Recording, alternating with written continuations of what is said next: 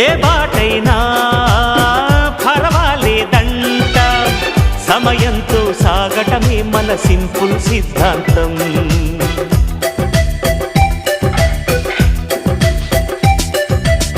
చిరుగాలికి పరిమళమిచ్చే సిరిమల్లెల వనమై ఉందాం, గగనాన్ని నేలను కలిపి హరివిల్లుల బంతెన అవుదాం. ఆనందం అంటే అర్థం మనమందా, ప్రతి పూట పాతై సాగే హుషారు సరిగమలో. ఎన్నో ఎన్నో రాగాలుండే సంగీతం కాదా, చల్లకి నవ్వులకే వింత.